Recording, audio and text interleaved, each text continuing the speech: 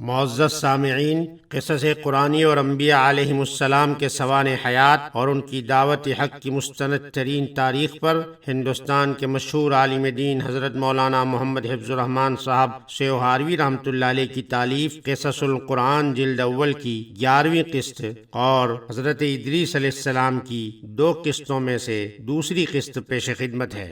وَاذْكُرْ فِي الْكِتَابِ إِدْرِيسَ إِنَّهُ كَانَ صِدِّيقًا نَبِيًّا وَرَفَعْنَاهُ مَكَانًا عَلِيًّا۔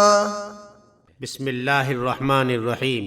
حضرت ادریس علیہ السلام نے دین الہی کے پیغام کے علاوہ سیاست مدن یعنی شہری زندگی اور بود و مان کے متمدن طریقوں کی بھی تعلیم و تلقین کی، اور اس کے لیے انہوں نے ہر ایک فرقہ و جماعت سے طلباء جمع کیے اور ان کو مدنی سیاست اور اس کے اصول و قواعد سکھائے۔ جب یہ طلباء کامل و ماہر بن کر اپنے قبائل کی طرف لوٹے تو انہوں نے شہر اور بستیاں آباد کیں جن کو مدنی اصول پر بسایا۔ ان شہروں کی تعداد کم و بیش 200 کے قریب تھی، یعنی 200 کے قریب تھی، جس میں سب سے چھوٹا شہر شہر ادریس یا سٹی آف اینوک رہا تھا۔ حضرت ادریس علیہ السلام نے ان طلباء کو دوسرے علوم کی بھی تعلیم دی، جس میں علم حکمت اور علم نجوم جیسے علوم بھی شامل ہیں۔ حضرت ادریس علیہ السلام پہلی ہستی ہیں جنہوں نے علم حکمت و نجوم کی ابتدا کی، اس لیے کہ اللہ تعالیٰ نے ان کو افلاک اور ان کی ترکیب، کواکب اور ان کے اجتماع و افتراق کے نقاط اور ان کے باہم کشش کے رموز و اسرار کی تعلیم دی، اور ان کو علم عدد و حساب کا عالم بنایا۔ اور اگر اس پیغمبر خدا کے ذریعے ان علوم کا انکشاف نہ ہوتا تو انسانی تباہی کی وہاں تک رسائی مشکل تھی۔ انہوں نے مختلف گروہوں اور امتوں کے لیے ان کے مناسب حال قوانین و قواعد مقرر فرمائے، اور اقطاع عالم کو 4 حصوں میں منقسم کر کے ہر ربع کے لیے ایک حاکم مقرر کیا جو اس حصے زمین کی سیاست و ملوکیت کا ذمہ دار قرار پایا، اور ان چاروں کے لیے ضروری قرار دیا کہ تمام قوانین سے مقدم شریعت کا وہ قانون رہے گا جس کی تعلیم وحی الہی کے ذریعے میں نے تم کو دی ہے۔ اس سلسلے کے سب سے پہلے 4 بادشاہوں کے نام حسب ذیل ہیں: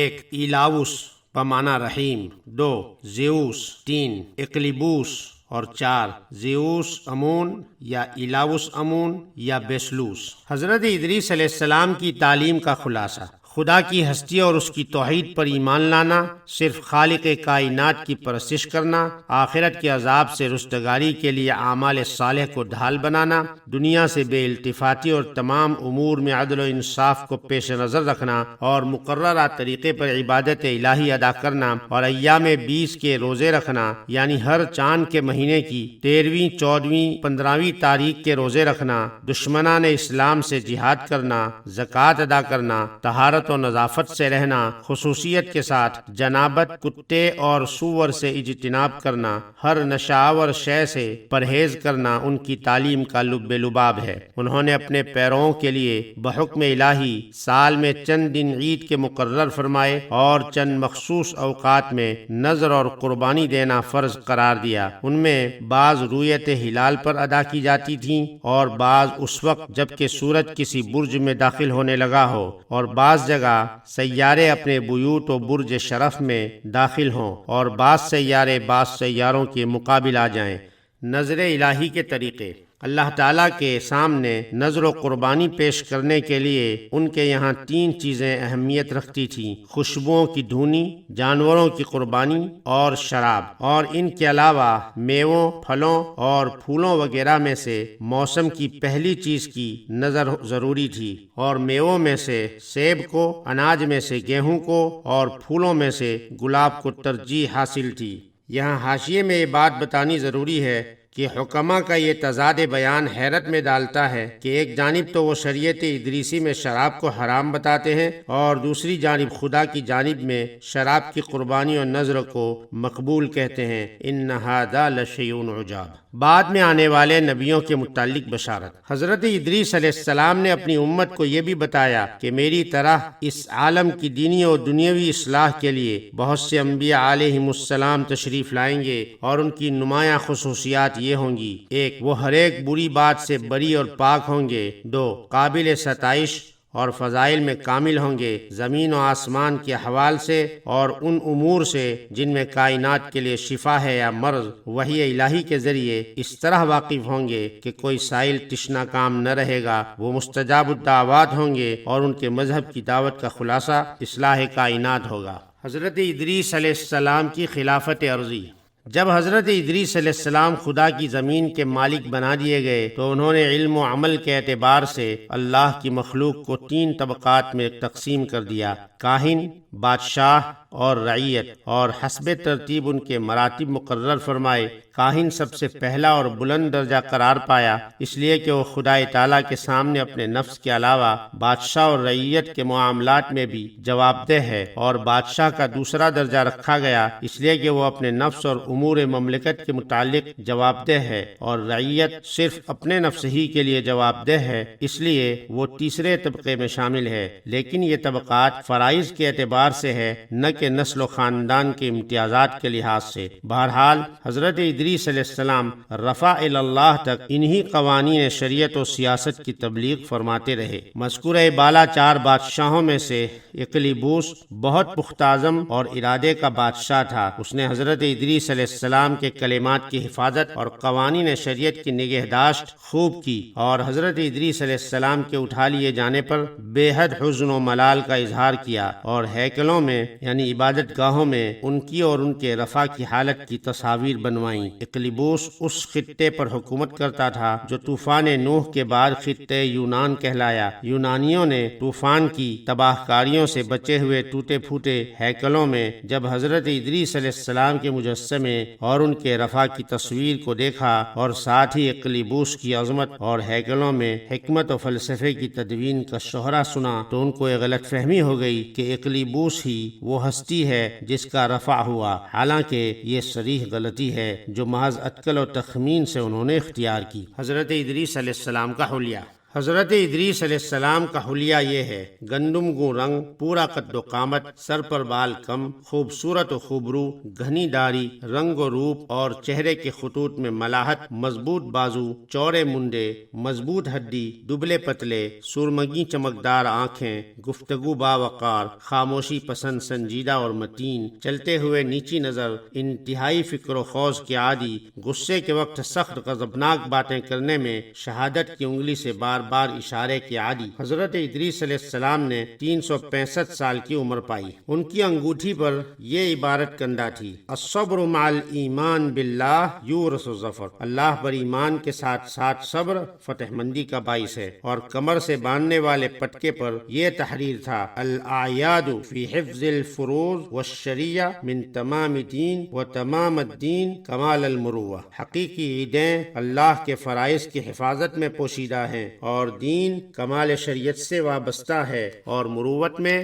کمال دین کی تکمیل ہے. اور نماز جنازہ کے وقت جو پٹکا باندھتے اس پر حسب ذیل جملے ثبت ہوتے: السعید من نظر لنفسه وشفاعته عند ربه اعماله الصالحہ. سعادت مند وہ ہے جو اپنے نفس کی نگرانی کرے اور پروردگار کے سامنے انسان کے شفیع اس کے اپنے نیک اعمال ہیں. حضرت ادریس علیہ السلام کے بہت سے پند و نصائح اور آداب و اخلاق کے جملے مشہور ہیں جو مختلف زبانوں میں ضرب المثل اور رموز و اسرار کی طرح مستعمل ہیں. ان میں سے بعض درج ذیل ہیں: 1. خدا کی بے کراں نعمتوں کا شکریہ انسانی طاقت سے باہر ہے. 2. جو علم میں کمال اور عمل صالح کا خواہش مند ہو اس کو جہالت کے اسباب اور بدکرداری کے قریب بھی نہ جانا چاہیے. کیا تم نہیں دیکھتے کہ ہر فن مولا کاریگر اگر سینے کا ارادہ کرتا ہے تو سوئی ہاتھ میں لیتا ہے، نہ کہ برپا یعنی پاؤں پر. بس ہر وقت یہ پیش نظر رہے. مولانا رومی فرماتے ہیں: ہم خدا خواہی و ہم دنیا دوں، این خیال استو محال استو جنو. تو خدا کو بھی چاہتا ہے اور ذلیل دنیا کو بھی، یہ بس خیال، جنون اور ناممکن باتوں میں سے ہے. نمبر 3. دنیا کی بھلائی حسرت ہے اور برائی ندامت. 4. خدا کی یاد اور عمل صالح کے لیے خلوص نیت شرط ہے. 5. نہ جھوٹی قسمیں کھاؤ، نہ اللہ تعالیٰ کے نام کو قسم کے لیے تخت مشق بناؤ، اور نہ جھوٹوں کو قسمیں کھانے پر آمادہ کرو، کیونکہ ایسا کرنے سے تم بھی شریک گناہ ہو جاؤ گے۔ 6 ذلیل پیشوں کو اختیار نہ کرو۔ 7 اپنے بادشاہوں کی جو کہ پیغمبر کی جانب سے احکام شریعت کے نفاذ کے لیے مقرر کیے جاتے ہیں اطاعت کرو، اور اپنے بڑوں کے سامنے پست رہو، اور ہر وقت حمد الہی میں اپنی زبان کو تر رکھو۔ 8 حکمت روح کی زندگی ہے۔ 9 دوسروں کی خوش عیشی پر حسد نہ کرو، اس لیے کہ ان کی یہ مسرور زندگی چند روزہ ہے۔ 10 جو ضروریات زندگی سے زیادہ طالب ہو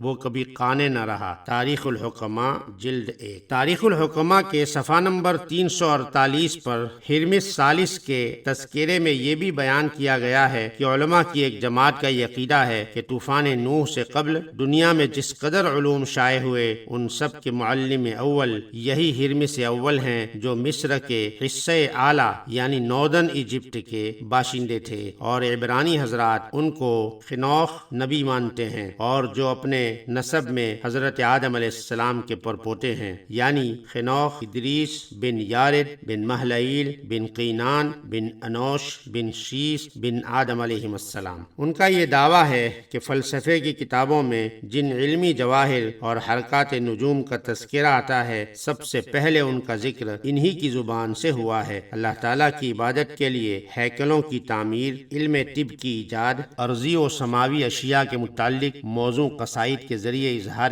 خیال بھی انہی کی اولیات میں سے ہیں، اور انہوں نے ہی سب سے پہلے طوفان کی اطلاع دے کر بندگان خدا کو ڈرایا تھا، اور بتایا کہ ان کو دکھایا گیا ہے کہ ایک آسمانی آفت ہے جو زمین کو پانی اور آگ میں لپیٹ رہی ہے۔ انہیں یہ دیکھ کر علوم کی بربادی اور صنعت و حرفت کی تباہی کا خوف ہوا، اور اس لیے انہوں نے مصر میں اہرام اور برابی بنائے۔ برابی ایسے ہیکل اور عبادت گاہ کو کہا جاتا ہے جو چلہ کشی کے لیے چہار جانب سے بند ہوں، اور ان میں تمام صنائع اور نو ایجاد آلات کی تصاویر بنوائیں، اور تمام علوم کے حقائق اور اوصاف کو منقش کیا تاکہ یہ علوم و صناعات تا ابد باقی رہیں اور فنا کا ہاتھ ان کو گزن نہ پہنچا سکے۔ تاریخ الحکماء جلد 1۔ محاکمہ فلاسفہ اور حکمت و فلسفے کی قدیم کتابوں کی باتوں سے قطع نظر یہ ان بے سر و پا باتوں کا خلاصہ ہے جو حضرت ادریس علیہ السلام کے متعلق افسانوی حیثیت میں گھڑا گیا ہے، کہ جس کو نہ عقل تسلیم کرتی ہے اور نہ نقل اس کی تائید میں ہے، بلکہ تحقیق اور صحیح علم تاریخ کی حقائق ان میں سے اکثر باتوں کی خرافات کو آج اس طرح ظاہر کر رہے ہیں کہ جس کا انکار حقیقت کے انکار کے مرادف ہے۔ مثلا اہرام اور برابی کی تاریخ آج جدید انکشافات کی بدولت ہمارے سامنے بے نقاب ہے، اور اہرام اور ان مقابر کی کھدائی نے علوم و نقوش اور صنائع کی تصویر کے بنانے والوں اور ان کے مختلف زمانوں میں مختلف مدارس کے ترقی دینے والوں کے نام، ان کے اجسام اور ان کے زر و جواہر کے خزانوں اور مختلف زمانوں کی تحریروں اور رسم الخط کی ترکیبوں کو سامنے لا کر روز روشن کی طرح آشکار کر دیا ہے۔ کہاں وہ حقیقتیں اور کہاں یہ دورسکار باتیں۔ آج مینا، خوفو، منقرع اور توتامن خامن وغیرہ بادشاہوں کے حالات سے کون آشنا نہیں ہے، تاہم ان بے سروپا باتوں کو بھی نقل کر دینا اس لیے مناسب معلوم ہوا کہ یہ آگاہی رہے کہ ان پیغمبروں کے متعلق حکماء کی کتابوں میں بھی کس قسم کی دورسکار باتیں درج ہیں۔ اس سلسلے میں بس اسی قدر سچ اور حق ہے جس کو ہم قرآن عزیز اور احادیث صحیحہ سے نقل کر آئے ہیں، یا توقف کے درجے میں وہ چند جملے جو تورات سے نقل کیے گئے ہیں، یا وہ اقوال جو پیغمبرانہ تعلیمات کے شائن شان ہیں۔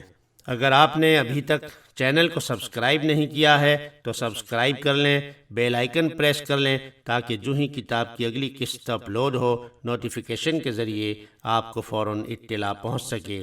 ہماری یہ کاوش لائق ستائش لگے تو لائک، کوئی تجویز ہو تو کمنٹ، اور مفید لگے تو اسے اپنے متعلقین میں شیئر بھی ضرور کر لیا کریں۔ کتاب کے اگلے حصے میں حضرت ہود علیہ السلام کے حالات کے ساتھ انشاءاللہ پھر ملیں گے، تب تک کے لیے اجازت دیجیے۔ والسلام علیکم ورحمۃ اللہ وبرکاتہ۔